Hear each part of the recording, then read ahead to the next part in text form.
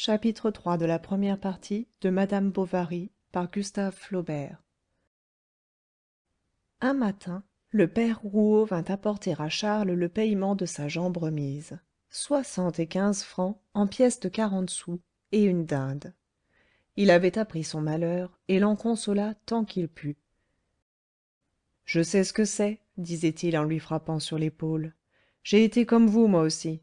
Quand j'ai eu perdu ma pauvre défunte, j'allais dans les champs pour être tout seul.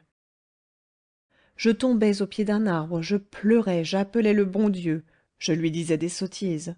J'aurais voulu être comme les taupes que je voyais aux branches, qui avaient des vers leur grouillant dans le ventre, crever enfin.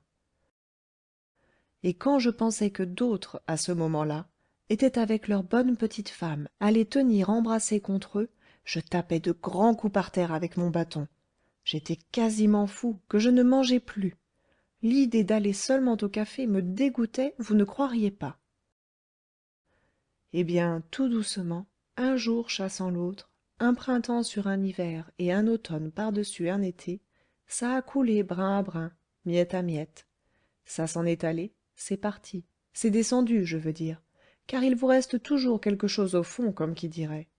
Un poids, là, sur la poitrine. Mais puisque c'est notre sort à tous, on ne doit pas non plus se laisser dépérir, et, parce que d'autres sont morts, vouloir mourir. Il faut vous secouer, monsieur Bovary. Ça se passera. Venez nous voir. Ma fille pense à vous de temps à autre, savez-vous bien, et elle dit comme ça que vous l'oubliez. Voilà le printemps bientôt. Nous vous ferons tirer un lapin dans la garenne pour vous dissiper un peu. Charles suivit son conseil. Il retourna au berthaud. Il retrouva tout comme la veille, comme il y avait 5 mois, c'est-à-dire. Les poiriers déjà étaient en fleurs, et le bonhomme Rouault, debout maintenant, allait et venait, ce qui rendait la ferme plus animée. Croyant qu'il était de son devoir de prodiguer au médecin le plus de politesse possible, à cause de sa position douloureuse, il le pria de ne point se découvrir la tête, lui parla à voix basse, comme s'il eût été malade, et même fit semblant de se mettre en colère de ce que l'on n'avait pas apprêté à son intention quelque chose d'un peu plus léger que tout le reste, tel que des petits pots de crème ou des poires cuites. Il conta des histoires. Charles se surprit à rire, mais le souvenir de sa femme, lui revenant tout à coup, l'assombrit. On apporta le café, il n'y pensa plus. Il y pensa moins à mesure qu'il s'habituait à vivre seul. L'agrément nouveau de l'indépendance lui rendit bientôt la solitude plus supportable.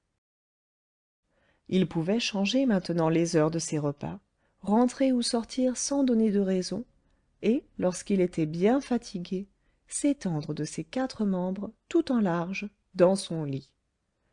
Donc il se choya, se dorlota, et accepta les consolations qu'on lui donnait. D'autre part, la mort de sa femme ne l'avait pas mal servi dans son métier, car on avait répété durant un mois « Ce pauvre jeune homme, quel malheur !» Son nom s'était répandu, sa clientèle s'était accrue. Et puis il allait au berthaud tout à son aise. Il avait un espoir sans but, un bonheur vague. Il se trouvait la figure plus agréable en brossant ses favoris devant son miroir. Il arriva un jour vers 3 heures. Tout le monde était aux champs. Il entra dans la cuisine, mais n'aperçut point d'abord Emma. Les auvents étaient fermés. Par les fentes du bois, le soleil allongeait sur les pavés de grandes raies minces qui se brisaient à l'angle des meubles et tremblaient au plafond. Des mouches, sur la table, montaient le long des verres qui avaient servi et bourdonnaient en se noyant au fond dans le cidre resté. Le jour qui descendait par la cheminée, veloutant la suie de la plaque, bleuissait un peu les cendres froides. Entre la fenêtre et le foyer, Emma cousait. Elle n'avait point de fichu, on voyait sur ses épaules nues de petites gouttes de sueur. Selon la mode de la campagne, elle lui proposa de boire quelque chose. Il refusa, elle insista, et enfin lui offrit, en riant, de prendre un verre de liqueur avec elle. Elle alla donc chercher dans l'armoire une bouteille de curaçao, atteignit 2 petits verres, emplit l'un jusqu'au bord, versa à peine dans l'autre, et, après avoir trinqué, le porta à sa bouche. Comme il était presque vide, elle se renversait pour boire. Et la tête en arrière, les lèvres avancées, le cou tendu, elle riait de ne rien sentir, tandis que le bout de sa langue, passant entre ses dents fines, léchait à petits coups le fond du verre. Elle se rassit et elle reprit son ouvrage, qui était un bas de coton blanc où elle faisait des reprises. Elle travaillait le front baissé. Elle ne parlait pas, Charles non plus.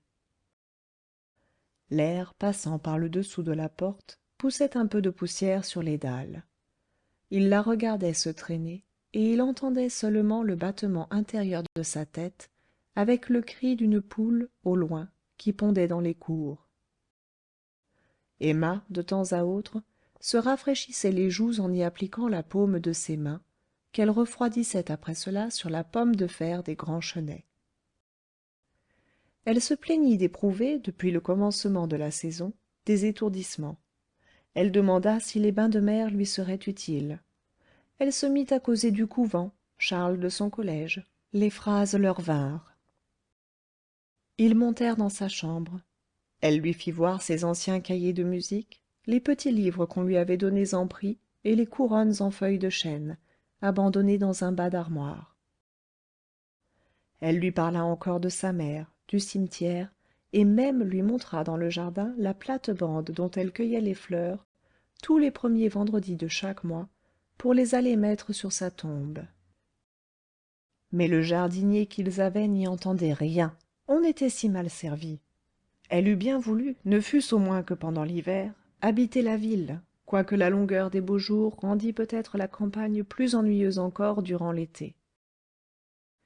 Et selon ce qu'elle disait, sa voix était claire, aiguë, ou se couvrant de langueur tout à coup, traînait des modulations qui finissaient presque en murmures quand elle se parlait à elle-même, tantôt joyeuse, ouvrant des yeux naïfs, puis les paupières à demi closes, le regard noyé d'ennui, la pensée vagabondant.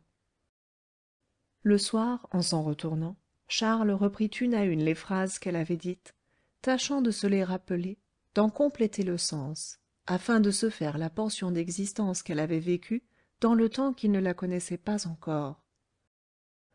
Mais jamais il ne put la voir en sa pensée, différemment qu'il ne l'avait vue la première fois, ou telle qu'il venait de la quitter tout à l'heure. Puis il se demanda ce qu'elle deviendrait, si elle se marierait, et à qui. Hélas, le père Rouault était bien riche, et elle, si belle. Mais la figure d'Emma revenait toujours se placer devant ses yeux, et quelque chose de monotone comme le ronflement d'une toupie bourdonnait à ses oreilles. Si tu te mariais pourtant, si tu te mariais. La nuit, il ne dormit pas, sa gorge était serrée, il avait soif. Il se leva pour aller boire à son pot à l'eau, et il ouvrit la fenêtre. Le ciel était couvert d'étoiles, un vent chaud passait, au loin des chiens aboyaient. Il tourna la tête du côté des bertaux. Pensant qu'après tout l'on ne risquait rien, Charles se promit de faire la demande quand l'occasion s'en offrirait. Mais chaque fois qu'elle s'offrit, la peur de ne point trouver les mots convenables lui collait les lèvres. Le père Rouault n'eût pas été fâché qu'on le débarrassât de sa fille, qui ne lui servait guère dans la maison. Il l'excusait intérieurement, trouvant qu'elle avait trop d'esprit pour la culture, métier maudit du ciel, puisqu'on n'y voyait jamais de millionnaire. Loin d'y avoir fait fortune, le bonhomme y perdait tous les ans, car, s'il excellait dans les marchés, où il se plaisait aux ruses du métier, en revanche la culture proprement dite, avec le gouvernement intérieur de la ferme, lui convenait moins qu'à personne. Il ne retirait pas volontiers ses mains de dedans ses poches, et n'épargnait point la dépense pour tout ce qui regardait sa vie, voulant être bien nourri, bien chauffé, bien couché. Il aimait le gros cidre, les gigots saignants, les glorias longuement battus. Il prenait ses repas dans la cuisine, seul, en face du feu, sur une petite table qu'on lui apportait toute servie, comme au théâtre. Lorsqu'il s'aperçut donc que Charles avait les pommettes rouges près de sa fille, ce qui signifiait qu'un de ces jours on la lui demanderait en mariage, il rumina d'avance toute l'affaire. Il le trouvait bien un peu gringalet, et ce n'était pas là un gendre comme il l'eût souhaité.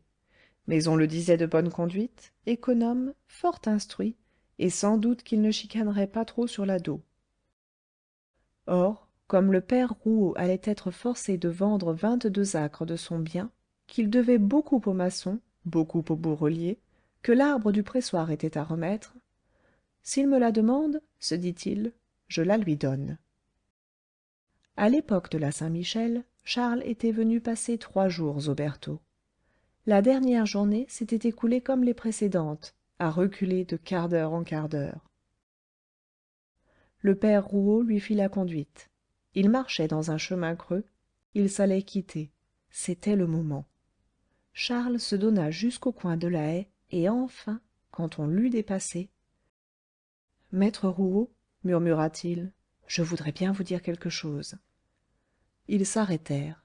Charles se taisait. Mais contez-moi votre histoire. Est-ce que je ne sais pas tout? Dit le père Rouault, en riant doucement. Père Rouault, père Rouault, balbutia Charles. Moi, je ne demande pas mieux, continua le fermier. Quoique sans doute la petite soit de mon idée, il faut pourtant lui demander son avis. Allez-vous-en donc, je m'en vais retourner chez nous. Si c'est oui, entendez-moi bien, vous n'aurez pas besoin de revenir, à cause du monde. Et d'ailleurs, ça la saisirait trop. Mais pour que vous ne vous mangiez pas le sang, je pousserai tout grand l'auvent de la fenêtre contre le mur. Vous pourrez le voir par derrière en vous penchant sur la haie. Et il s'éloigna. Charles attacha son cheval à un arbre. Il courut se mettre dans le sentier. Il attendit. Une demi-heure se passa, puis il compta 19 minutes à sa montre. Tout à coup, un bruit se fit contre le mur. L'auvent s'était rabattu, la cliquette tremblait encore. Le lendemain, dès 9 heures, il était à la ferme. Emma rougit quand il entra, tout en s'efforçant de rire un peu, par contenance. Le père Rouault embrassa son futur gendre. On remit à causer des arrangements d'intérêt. On avait, d'ailleurs, du temps devant soi, puisque le mariage ne pouvait décemment avoir lieu avant la fin du deuil de Charles, c'est-à-dire vers le printemps de l'année prochaine. L'hiver se passa dans cette attente. Mademoiselle Rouault s'occupa de son trousseau. Une partie en fut commandée à Rouen, et elle se confectionna des chemises et des bonnets de nuit, d'après des dessins de mode qu'elle emprunta. Dans les visites que Charles faisait à la ferme, on causait des préparatifs de la noce, on se demandait dans quel appartement se donnerait le dîner, on rêvait à la quantité de plats qu'il faudrait et quelles seraient les entrées. Emma eut, au contraire, désiré se marier à minuit, au flambeau, mais le père Rouault ne comprit rien à cette idée. Il y eut donc une noce où vinrent 43 personnes, où l'on resta 16 heures à table, qui recommença le lendemain et quelque peu les jours suivants. Fin du chapitre 3 de la première partie.